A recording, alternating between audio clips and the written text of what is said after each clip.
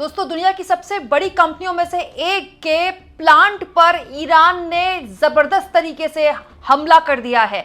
ये एक ऐसी खबर है जो पूरी दुनिया को सकते में डाल सकती है, परेशान कर सकती है, क्योंकि अब तक जहां ईरान अमेरिका के मिलिट्री बेसिस पर, नेवल ठिकानों पर हमला कर रहा था, अब उसने सऊदी अरब के, आप कह सकते हैं, अर्थव्यवस्था, उस अर्थव्यवस्था जिसके जरिए सऊदी अरब बना, उसको निशाने पर लेना शुरू कर दिया है। ये जो वीडियोस आप देख रहे हैं दोस्तों, ये बहुत ही डरावनी वीडियोस हैं, क्योंकि ये वीडियो सऊदी अरब के अरामको तेल प्लांट की है। दोस्तों, अरामको तेल प्लांट को निशाना बनाया गया है ईरान द्वारा।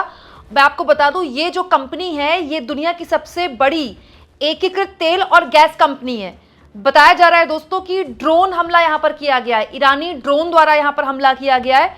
सऊदी अरब के रास तनुरा में ये जो तेल कंपनी है, अरामको तेल प्लांट, यहां पर ये हमला किया गया है। और जो खबर है और जो तस्वीरें भी बता रही हैं, तेल प्लांट में आग लग गई है। मतलब आप सोचिए कितना खतरनाक है दोस्तों, जहां पर तेल रखा गया है, अगर वहां पर आग लग गई तो क्या हालात पनप सकते हैं, कितना डरावना है ये दोस्तों। हालांकि सुबह रॉयटर्स ने इस पर खबर छापी है, जो कि इस खबर में छापा गया है कि सऊदी अरब ने इस प्लांट को सोमवार को ही बंद कर दिया था, आज सुबह ही बंद कर दिया था। उसको हो सकता है इस बात का पहले से अंदेशा हो कि यहाँ पर किसी भी तरह से ईरान ड्रोन से हमला कर सकता है। और ये जो बंद किया गया है दोस्तों, एहतियात के तौर पर किया गया है, और अधिकारियों ने ये जानकारी दी है कि हालात अंडर कंट्रोल हैं, किसी भी तरह की अव्यवस्था का कोई डर नहीं है, एहतियात के तौर पर बंद कर दिया गया है प्लांट। दोस्तों, ये दुनिया की सबसे बड़ी रिफाइनरीज में से एक है, और अभी फिलहाल रिफाइनरी को कोई खतरा नहीं है, कहीं से कोई नुकसान की खबर नहीं है।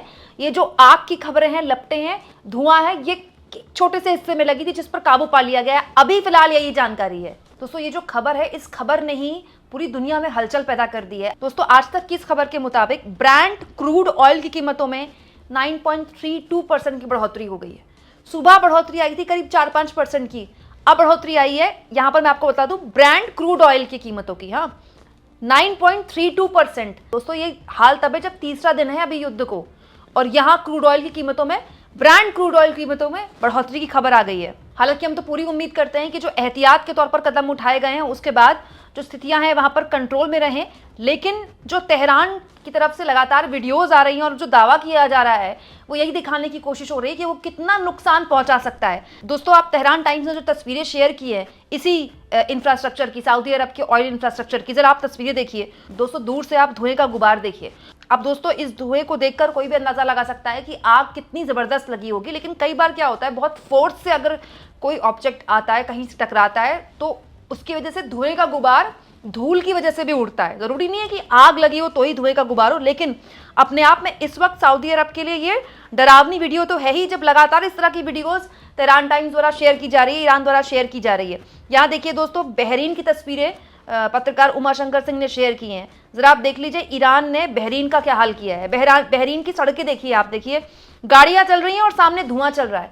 आप देखिए वहां के लोग कितने खौफ में होंगे, इसलिए सड़कें बिल्कुल साफ हैं, बहुत कम ट्रैफिक वहां पर है। आप सोचिए वहां पर आम लोगों की क्या स्थिति होगी। दोस्तों, बहरीन, यूएई, कुवैत, ये बहुत ही विकसित मुल्क हैं दोस्तों। भले ही इस्लामिक मुल्क हो, लेकिन पूरी दुनिया के बड़ी बड़ी इन्वेस्टर्स यहाँ पर आते हैं। वहां की हाल देखिए, ईरान ने क्या हाल कर दिया। ये अपने आप में मिडिल ईस्ट के उन देशों के लिए, मतलब आप सोचिए उनके सेंटिमेंट को कितना नुकसान पहुंचाएगा, इन्वेस्टमेंट के सेंटिमेंट को। एक और वीडियो दोस्तों आपके सामने मैं तेहरान टाइम्स लिखना चाहती हूँ।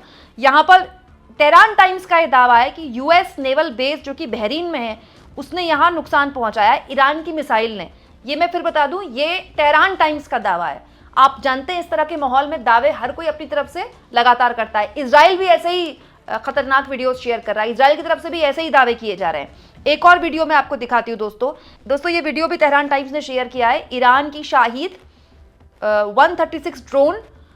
तेहरान टाइम्स का यह दावा है कि यूएई के दुबई की आसमान में कितने आराम से ये ड्रोन घूम रहा है। एक अमेरिकन बेस की वीडियो शेयर की है तेहरान टाइम्स ने, जो कि कुवैत में है। क्या हाल उसका किया है देखिए ईरान ने।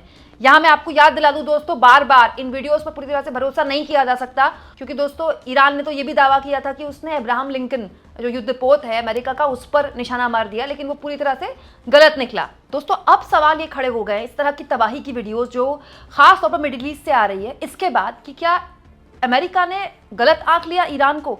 देखिए, अमेरिका को ये उम्मीद थी कि जैसे ही खामेनेई की मौत की खबर आएगी, पूरी की पूरी ईरान में रिजीम चेंज हो जाएगा। रिजीम चेंज, यही शब्द इस्तेमाल करता है ना अमेरिका, लेकिन पॉइंट ये कि रिजीम चेंज ऐसे थोड़ी होता है।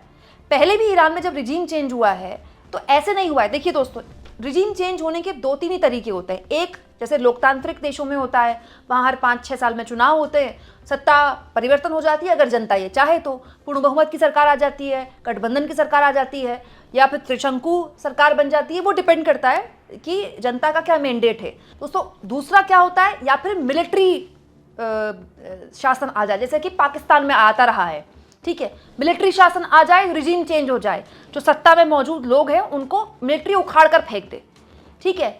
लेकिन अमेरिका अगर ये सोच रहा है कि ईरान जैसे मुल्क में वो वहाँ के सुप्रीम लीडर को मार देगा, वहाँ बमबारी कर देगा और रिजीम चेंज हो जाएगा, तो वो तभी हो सकता है जब पूरी की पूरी जनता सड़क पर उतरे।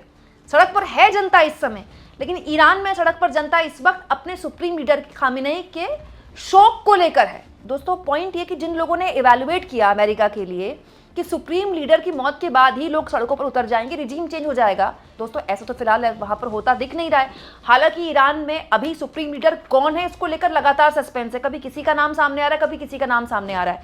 लेकिन जिस तरह से ईरान लगातार अमेरिका के अलग अलग बेसिस पर हमला कर रहा है, अब सऊदी अरब की रिफाइनरीज पर हमला कर रहा है, यूएई का उसने नाक में दम कर रखा है, और इससे वो एक संदेश दे रहा है कि न केवल वो पूरी मिडिल ईस्ट को एक तरह से अनस्टेबल कर सकता है, उसको परेशान कर सकता है, बल्कि अर्थव्यवस्था में भी पूरी दुनिया की चोट कर सकता है। दोस्तों 3 दिन के युद्ध में अगर क्रूड ऑयल के दाम बढ़ रहे हैं तो आप सोचिए अगर ये युद्ध 1 हफ्ता खिंच गया तो हालत खराब हो जाएगी भारत जैसे मुल्कों के लिए भी, क्योंकि हम सारा क्रूड ऑयल बाहर से मंगाते हैं, और अगर तेल महंगा हुआ तो पूरी दुनिया में महंगाई का खतरा पैदा हो जाएगा। दोस्तों वहीं दूसरी ओर नाटो के देश भी अब समर्थन की बात कर रहे हैं, तो अगर नाटो के देश खुलकर सामने आ गए तो फिर ईरान का क्या हाल होगा। बड़ी अजीबोगरीब स्थिति है। ऐसे माहौल में किसी को भी किसी का पड़ला नहीं भारी बोल सकते या किसी को बैकफुट पर नहीं बोल सकते, लेकिन जो तस्वीरें दुनिया भर से आ रही हैं वो जाहिर तौर पर किसी के लिए भी ठीक नहीं है, क्योंकि दोस्तों ये नुकसान सबका है। कोई किसी का नुकसान दिख रहा है, किसी के यहाँ बमबारी हो रही है तो वो नुकसान दिख रहा है, लेकिन किसी का आर्थिक तौर पर जो नुकसान होगा वो दिखेगा नहीं, लेकिन वो आम आदमी पर उसकी गहरी चोट पड़ेगी। तो ये सोचने वाली बात है कि जो दुनिया के इतने बड़े बड़े राष्ट्राध्यक्ष हैं, ये वर्ल्ड लीडर्स हैं जो अपने आप को वर्ल्ड ऑर्डर स्थापित करने के सूरमा मानते हैं, क्या उन्होंने एक बार नहीं सोचा कि इतना बड़ा हमला करने के बाद दुनिया भर में इसके क्या आसार होंगे, और ऐसे ही हमला चलता रहा तो उसके बाद दुनिया किस ओर जाएगी। आपको क्या लगता है दोस्तों, कमेंट बॉक्स में जरूर लिखें, और जितना हो सके चैनल को शेयर भी करें और सब्सक्राइब भी।